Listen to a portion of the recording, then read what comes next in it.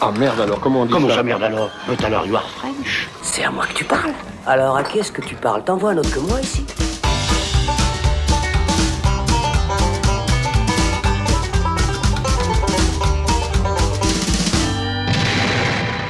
Salut, c'est Thibaut et on se retrouve dans le Saloon pour une nouvelle émission spéciale consacrée à la filmographie d'un cinéaste. Et après notre épisode consacré à l'œuvre de Zack Snyder, on s'attaque une nouvelle fois à un réalisateur qui se voit aussi souvent qualifié de génie visionnaire que de tâcheron surestimé qui n'a rien d'autre à proposer que de belles images vides de sens.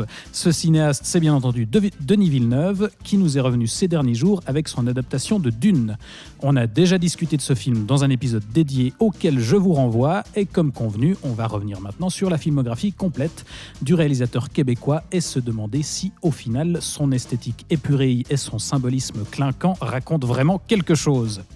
Et pour répondre à cette épineuse question, j'ai avec moi un duo de choc qui s'était déjà aventuré sur Arrakis et qui ose revenir aujourd'hui. Tout d'abord, à ma droite, celui qui dialogue aussi bien avec les loups qu'avec les aliens, Thomas Gerber, salut. Salut, je suis perturbé parce que je suis à ta gauche. Oui, mais dans mon texte, c'était écrit à ma droite. Alors écoute, voilà, ça ne Pourquoi correspond pas à ce que j'avais prévu. Pourquoi je suis tout de suite catégorisé à ta droite? Je sais pas. En règle générale, tu es à ma droite. Voilà, c'est comme ça que ça se passe.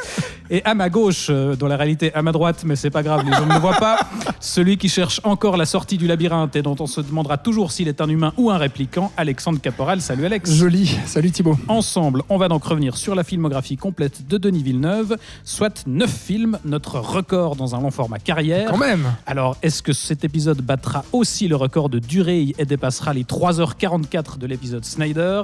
Réponse à la fin. Vous qui nous écoutez dans le futur, vous avez déjà la réponse sur votre écran, mais nous, on va le découvrir tout de suite. Alors, si vous êtes prêts, Denis Villeneuve en 9 coups, c'est parti. Deux intellectuels assis vont moins loin qu'une brute qui marche. Alors, comme d'habitude, on va commencer par les bases, à savoir c'est qui Denis Villeneuve, et ce coup-ci, c'est toi qui t'y colle, Alex. Alors, dis-nous, qui c'est Denis Villeneuve? Mais qui est-il? Eh bien, c'est vrai que tout le monde le connaît aujourd'hui avec ses films hollywoodiens, ses blockbusters, et notamment, on parle avec la sortie de Dune, comme étant le nouveau cinéaste qui s'approprie la science-fiction sur grand écran, alors qu'en fait, il est québécois. Et d'ailleurs, il a l'accent québécois bien prononcé. C'est assez perturbant au début quand on ne sait pas qui est Denis Villeneuve et puis qu'on va chercher un petit peu puisque ce monsieur a 53 ans. Il est né au Québec le 3 octobre 1967. Et en fait, il vient d'une famille de notaires, donc plutôt une famille aisée. Et il est l'aîné en fait de 4 enfants. Ce qui est assez étrange, c'est qu'il vient pas du tout d'une famille de cinéphiles. En fait, c'est vraiment lui qui est allé vers le cinéma tout seul. En fait, lui à la base, il était dans le sport comme pas mal de Québécois dans le hockey. Et puis lui disait que le hockey, eh bien, il détestait ça. Il était tout le temps sur le banc. Et lui, ce qu'il aimait, eh bien, c'était aller à son petit cinéma de quartier dans sa ville de Trois-Rivières. Et puis là-bas, c'est là qu'il découvre Star Wars, Kubrick, Spielberg ou Coppola. Donc ça, c'est pour le versant américain. Et puis le blockbuster, la science-fiction. Et de l'autre, eh bien, il aimait aussi beaucoup Godard, Bergman, Truffaut. Donc aussi inspiré par la nouvelle vague. Et je trouve que c'est assez drôle de voir par quoi commence Denis Villeneuve, parce que finalement, c'est en fait les deux parties, quelque part, de sa filmographie. Un côté assez auteuriste, film pour festival, et puis ses premiers films québécois, donc assez inspirés par la nouvelle vague. Et ensuite, un virage, une fois qu'il va à Hollywood, dans justement le blockbuster, et du coup, qui s'apparente un peu plus à ses fantasmes de Star Wars, et puis à son amour aussi pour Kubrick ou Spielberg. Lui, alors en fait, une fois qu'il a décidé de quitter un petit peu le milieu du sport pour s'intéresser au cinéma, il dira toujours que ses inspirations et son imaginaire, il le tenait en fait de ses deux grands-mères, qui étaient d'ailleurs apparemment assez engagées dans un féminisme progressif, etc. Ce qui aura aussi une influence sur sa filmographie. On va y revenir, mais sur la place de la femme, sur le féminisme aussi, qui est assez présent. Et lui, en fait, Denis Villeneuve, après l'école secondaire, etc., il part dans des études en sciences, et puis finalement, il décroche pour aller à ses premières amours, à savoir faire des études en cinéma. Et puis rapidement, il gagne des prix étudiants et l'opportunité de faire des films d'études. Il est soutenu assez vite par l'ONF, qui est l'Office national du film de Canada. Oui, parce qu'avant ça, il passe par un truc assez intéressant, je ne sais pas si tu veux en parler, mais par l'émission la course Repasille, qu'on ne connaît pas du tout par chez nous, mais je ne sais pas si tu comptais en causer du coup. Bah non Thibaut, parce que je n'avais pas fait ces recherches et c'est pour ça que tu me le dis maintenant. Écoute, c'est pour ça. Non, mais ça me paraît intéressant à relever. Donc la course Repasille, qui est un concours organisé par Radio-Canada, et c'était une émission en fait qui proposait à différents aspirants cinéastes de parcourir les régions du globe pour réaliser sur place des petits reportages. Et du coup, lui, il va participer à ça. Et justement, pour y participer, il réalise d'abord un autoportrait en vidéo qui s'appelle Sur les traces du Camérosaure, et les archives sont encore visibles sur Internet, et je trouve très intéressant de voir ce jeune Denis Villeneuve qui est à peine sorti de l'adolescence, qui est tout mal à l'aise, et qui se présente comme étant justement un gros fan de SF et de BD aussi. Il lisait beaucoup Spirou à l'époque, apparemment. Et d'ailleurs, justement, dans les courts-métrages qu'il réalisera pour ce concours-là, il y en a un sur lequel il mettra la musique de Blade Runner, déjà. Donc la musique de Vangelis. Voilà, exactement. Oui, pas celle de Zimmer. Effectivement. Et du coup, il va se balader dans le monde entier, en Turquie, en Indonésie, en Inde, et en Jamaïque. etc. En Jamaïque aussi, effectivement. Parce que c'est là le point suivant. Voilà. Sur mes et fiches. Du coup, je te laisse reprendre, mais ça me paraît intéressant de relever ça. Effectivement. En fait, il commence du coup par, après les courts-métrages dont tu parles, il commence en fait par un moyen-métrage documentaire, alors qui s'appelle REWFFWD. C'est une abréviation de je ne sais pas quoi, mais en fait c'est un documentaire sur un photographe qui est retenu par une panne de voiture dans un quartier dangereux de Jamaïque. Et puis à cette époque-là, donc Denis Villeneuve a 27 ans, et après il se met à faire des clips, quelques-uns, il ne se perfectionne pas dans le clip, mais il en fait quelques-uns, notamment au Québec pour Beau Dommage ou Daniel Bélanger, qui sont des artistes musicaux qu'on connaît un peu par chez nous. Et puis après, il rencontre en fait le producteur Roger Frappier, qui est un producteur de cinéma assez réputé au Québec. Grand monsieur du cinéma. Un grand monsieur du Québec, exactement, qui est assez influent, et puis qui lui propose en fait de participer à un segment d'un film collectif qui s'appelle Cosmos, où il y a plusieurs nouveaux talents, on va dire, du cinéma québécois. Et c'est un film qui va à la quinzaine des réalisateurs à Cannes en 1997. Donc en fait, c'est à partir de ce film-là que la porte lui est ouverte au festival en fait du monde, et du coup à cet univers-là en fait du cinéma dans lequel il va évoluer pendant quand même pas mal d'années. Et il marquera ses débuts au long métrage en 1998 avec un 32 août sur Terre. Et donc là, avec des films, justement, je le disais, qui séduisent les festivals, suivront du coup Maelstrom et Polytechnique, film d'auteur québécois aussi, et puis il y aura la révélation au grand public avec Incendie en 2010, succès critique, public et au niveau des cérémonies. On aura l'occasion d'y revenir, mais notamment avec les Oscars.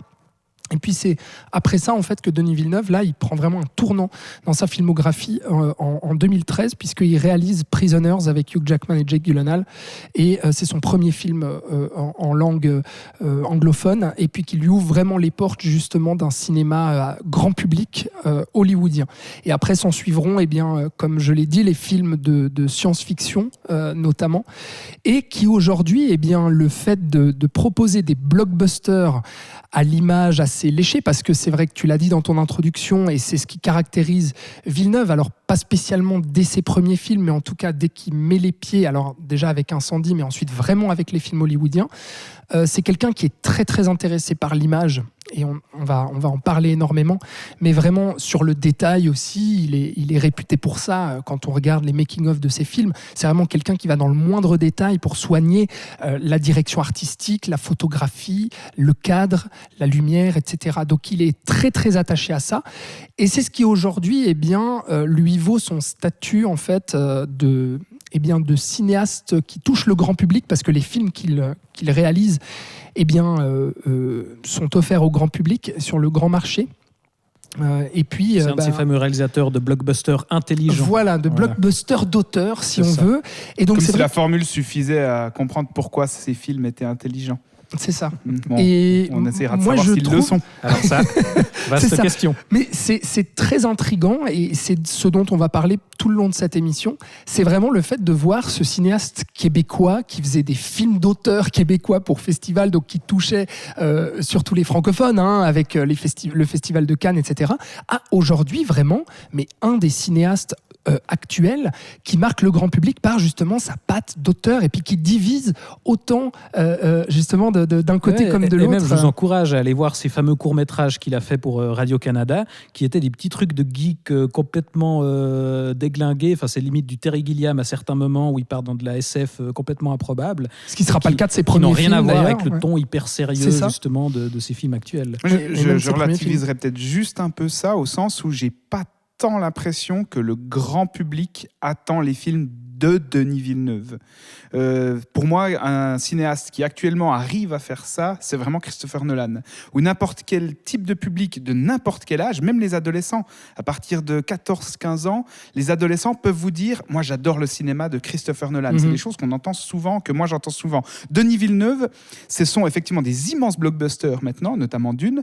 Les gens attendent le film sans forcément savoir mais c'est peut-être que c'est le film de Denis Villeneuve. C'est peut-être en train de s'installer, ça, justement. Depuis Blade Runner, peut-être qu'on commence à identifier un peu plus... Il a une carrière beaucoup plus jeune que Christopher Nolan aussi, ça. tu vois. Alors moi, je trouve que pour l'instant, les films de Villeneuve sont encore décorrélés de son nom auprès d'un certain grand public. Parce qu'il s'attaque d'abord à des franchises qui le précèdent, quoi. Ouais. C'est ça, mais c'est vrai que tu cites, c'était le dernier point en fait de cette introduction, c'est que j'allais dire, aujourd'hui, Denis Villeneuve, il s'inscrit en fait dans les pas justement d'un Christopher Nolan. Parce que voilà, je rapproche pas totalement son cinéma de celui de Nolan, mais en tout cas, mais on les rapproche souvent justement. Pour ce qu'il représente pour les cinéphiles, et puis peut-être petit à petit, on le verra au fil des années, mais petit à petit auprès du grand public. Il s'inscrit vraiment dans cette trace-là, quoi. Parce que Nolan aussi, il est reconnu aujourd'hui justement pour ses films, alors comme on disait, blockbusters intelligents, etc., mais aussi pour ses films de science-fiction. Et voilà. Donc, mais Nolan, effectivement, crée des univers. Enfin, il crée des attentes sur son simple nom. Il n'adapte pas des franchises préexistantes. Et il crée une attente sur son simple nom. C'est le nouveau projet de Christopher Nolan, avant même d'être le film qu'on va attendre de voir. Bien sûr. Mais là, vraiment, je parle d'expérience. Par exemple, les élèves que j'ai qui ont entre 16 et 18 ans, très souvent, des gens disent « J'adore le cinéma de Christopher Nolan ». Aujourd'hui, tous mes élèves pratiquement disent « Ah, je me réjouis d'aller voir Dune », mais aucun ne sait qui est Denis Villeneuve. Quand tu leur dis « Est-ce que vous avez vu Arrival ? Est-ce que vous avez vu Sicario ?» Non, ils ne connaissent pas ça. Mais tu vois, Christopher Nolan, je veux dire, Batman Begins, c'est quoi, 2005, 2006 ? Ouais, 6, voilà. 2005. Denis Villeneuve, Prisoners, c'est 2013, tu vois. Et puis, vraiment, là où ça a marqué, ses premiers contacts, c'est 2016. Donc, tu vois, c'est vraiment tout jeune, quoi. C'est tout récent. Donc... Peut-être que voilà, dans un ou deux films, effectivement, ce sera le nouveau film de Denis Villeneuve avant d'être la nouvelle franchise qu'il adapte. On verra ça. Là, on parlait justement du rapport au public, mais justement, profitons-en pour enchaîner sur l'habituel premier contact, si vous me permettez ce trait d'esprit, n'est-ce pas, en faisant un petit tour de table pour que voir un peu chacun la rencontre avec Denis Villeneuve, comment ça a commencé. Peut-être Thomas, quelle a été ta première rencontre avec Denis Villeneuve, par quel film tu l'as découvert? Le premier film de Denis Villeneuve que j'ai vu, c'était Incendie, que j'avais pas du tout aimé. J'expliquerai les raisons ensuite. Et donc j'avais beaucoup d'attentes parce qu'il y avait eu vraiment un véritable buzz, en tout cas dans le milieu des festivals, dans le milieu de la cinéphilie autour d'Incendie. Et je me réjouissais vraiment de le voir, surtout que j'avais plutôt apprécié la pièce de théâtre de Wajdi Mouawad qu'il adapte avec Incendie. Et j'avais détesté Incendie. Et ensuite, en fait, ça avait directement imposé une forme de distance entre Denis Villeneuve et moi, où j'avais trouvé qu'il y avait des choses... Dès le premier film, où je trouvais qu'il y avait des choses où il y avait des choses qui relevaient vraiment de la malhonnêteté intellectuelle et artistique dans le film. Et du coup, j'appréhendais un peu ce que j'allais voir de lui par la suite. J'ai plutôt été surpris en bien par les films que j'ai vus ensuite, notamment Prisoners, Même Ennemi à l'époque, Sicario et Premier Contact. C'est des choses qui m'ont plu. J'avais tout le temps à peu près des réserves, mais j'étais rassuré en bien en voyant ces films-là après vraiment cette douche froide qu'avait été Incendie. Ensuite, Villeneuve, je me suis intéressé au reste de sa carrière et j'ai des avis très nuancés et je suis très perplexe par rapport à la qualité intrinsèque du personnage et même à l'idée même, qu'il s'agirait d'un auteur, qu'il s'agirait d'un homme avec une vision cohérente me laisse perplexe parce que j'arrive pas vraiment à mettre le doigt sur ce qui fait la moelle du cinéma de Denis Villeneuve. C'est pas quelqu'un que j'arrive à identifier à part à quelques tics visuels, à une patte esthétique, mais qui est très quelconque au final, on aura l'occasion d'en parler, j'arrive pas à voir ce qui fait l'essence du cinéma de Denis Villeneuve aujourd'hui, d'autant plus que c'est une carrière, comme tu l'as dit Alex, c'est une carrière un peu schizo entre ses débuts et le tournant qu'a pris sa carrière depuis son arrivée à Hollywood. Il y a certaines obsessions, certaines thématiques dont on va parler qui justement sont récurrentes dans la filmographie. Je parlais de la place des femmes, etc. aussi, qui revient. Mais effectivement, tu as raison. Mais voilà, moi, le premier contact avait été plutôt un contact vraiment de douche froide, où je me réjouissais de voir Incendie, j'en attendais quand même quelque chose et j'avais été dégoûté par le film. Et par la suite, après, ça a été fait de bonnes surprises et de déceptions, mais qui n'en étaient jamais vraiment, parce que j'ai jamais vraiment attendu quelque chose d'un film de Denis Villeneuve. Alex, toi, est-ce que ton premier contact a été une douche froide ? Non, moi, ça a été un excellent premier contact parce que c'était... C'était premier contact Non, c'était Prisoners, en fait, au cinéma. Et t'en es resté prisonnier. On va arrêter là. Si on commence sur ces blagues-là, ça va être long. Non, mais c'est vrai, effectivement, j'avais été impressionné par Prisoners, mais je me suis pas dit là... Waouh, il y a un cinéaste incroyable et tout. Non, c'est vrai que on en parlera de Prisoners, mais c'était la qualité du script, le jeu des acteurs qui m'avait vraiment bluffé, même si effectivement on avait l'image vraiment léchée, etc. Et puis en fait, très rapidement, c'est juste que au moment où Prisoners a fait un petit buzz, entre guillemets, eh bien il y a Enemy qui est arrivé par là en disant mais il a tourné un film juste avant Prisoners, puis en fait avec Jake Gyllenhaal aussi, regardez Enemy. Et puis j'avais regardé Enemy, j'avais beaucoup aimé, j'avais trouvé très différent aussi. Et depuis, j'ai suivi avec intérêt la suite de sa filmographie.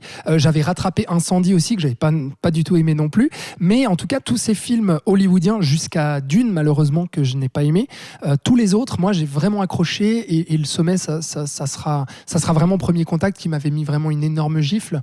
Et puis ensuite, vous le verrez, mais en rattrapant notamment pour cette émission, les tout premiers films de Denis Villeneuve, les premiers films québécois, très compliqué, donc j'ai ce rapport aussi un peu comme Thomas, je pense un peu même plus marqué que Thomas, vraiment schizophrène quoi. C'est un peu comme le cinéaste sur sa filmographie. Ouais, je pense que c'est effectivement ce qui va ressortir. Moi de mon côté, je l'ai découvert assez tard, Villeneuve, je crois que c'est avec Sicario, tout bêtement. Où j'avais été quand même assez conquis par l'ambition visuelle du film, la photo de Dickens, on aura l'occasion d'en parler, l'âpreté du récit aussi qui évoquait des thématiques assez intéressantes et qui était vraiment très premier degré, très noir, très violent, etc. Et j'avais découvert le reste petit à petit. Après, j'étais allé voir Premier Contact, où là aussi, je m'étais pris une jolie claque. Et des Blade Runner, on en discutera, mais ça avait été très compliqué. Et finalement, je les ai découverts tous assez récemment. Finalement, j'ai vraiment complété la filmographie à l'occasion de cette émission. Et j'ai un peu le même sentiment. Je trouve qu'il a une carrière assez fascinante, où effectivement, j'ai l'impression qu'il y a un peu 3 périodes, où effectivement, il commence par des petits drames au Canada. Il enchaîne avec, tout d'un coup en arrivant à Hollywood, avec une espèce de trilogie de thrillers qui parle un peu de l'Amérique, avec un traitement tout de suite assez sérieux, assez sombre, etc. Et puis là, il est dans une période de science-fiction où il s'attaque à des franchises mythiques, des monuments, du cinéma et de la littérature, et où effectivement c'est assez difficile de le cerner. On voit un peu une progression, j'ai l'impression, dans son cinéma, où il va de plus en plus vers une esthétique très épurée, très froide, une direction artistique assez minimaliste, ce genre de choses, et avec des personnages aussi de plus en plus froids. Mais après, c'est vrai que on va en discuter plus en détail, mais pour en retirer une vraie patte d'auteur et des thématiques cohérentes, il faut un peu plus creuser. En fait, si je peux me permettre, la question que je me pose avec Denis Villeneuve quand je vois ces films hollywoodiens, c'est que reste-t-il du Denis Villeneuve d'avant ? Et il y a d'autres cinéastes qui sont partis comme lui, d'un cinéma d'auteur, d'un cinéma fauché, qui ont tenté des trucs. Peter Jackson en est peut-être le meilleur exemple, qui a fait du cinéma gore au début, extrêmement subversif. Ouais. Et ça se voit encore. Oui, tu as des restes dans Le Seigneur des Anneaux. Exactement. Des scènes, Sam Raimi, c'est la même chose. Exactement. Ouais. Ce sont des cinéastes qui sont partis de quelque chose d'artisanal, de fauché, d'autorisant même parfois, et qui vont injecter ça dans la suite de leur carrière. Et tu vas trouver ce fil rouge qui traverse leur filmographie. Et Denis Villeneuve, quand je vois ses films actuels, et quand je revois ses tout premiers films, je ne retrouve pas. C'est difficile de reconnaître le petit geek passionné de Spirou dans Blade Runner. Quoi. Ouais, ou même le mec qui a des ambitions un peu nouvelle vague avec ses premiers films. Je vois pas ce qu'il a gardé de ça et dans quelle mesure est-ce qu'il essaye un peu de subvertir ou de transformer ou d'être original dans son approche du blockbuster hollywoodien. En fait, c'est quelqu'un qui est vraiment, à mon sens, entré dans le moule hollywoodien et qui a fait taire ses premières ambitions d'auteur un peu provocateur, même si c'était terriblement imparfait, mais il a vraiment fait taire ce Denis Villeneuve-là. Mais d'ailleurs, c'est aussi quelqu'un, et puis on va en terminer là, je pense, mais faut dire aussi sur la personnalité du bonhomme, ce que je n'ai pas dit dans l'introduction, mais c'est que si on regarde des interviews, etc., c'est aussi quelqu'un de très calme et d'assez timide aussi. Et en fait, quand on écoute les acteurs ou les directeurs de photos qui parlent de lui, ou les producteurs qui parlent de Denis Villeneuve, ils disent vraiment que c'est quelqu'un déjà de méticuleux, perfectionniste, mais aussi de profondément calme, et notamment aussi dans la direction d'acteurs et autres. En plateau, apparemment, que c'est quelqu'un vraiment d'assez posé, puis de très intérieur aussi. Et je crois que sa famille disait aussi, j'ai lu des portraits et autres, qui disait aussi qu'il avait déjà ce côté un peu rêveur en fait quand il était enfant, et justement où tous ses potes jouaient au foot, au basket, au hockey, etc. Et lui avait ce côté je vais cueillir des pâquerettes dans les champs et puis je vais réfléchir à mon prochain scénario.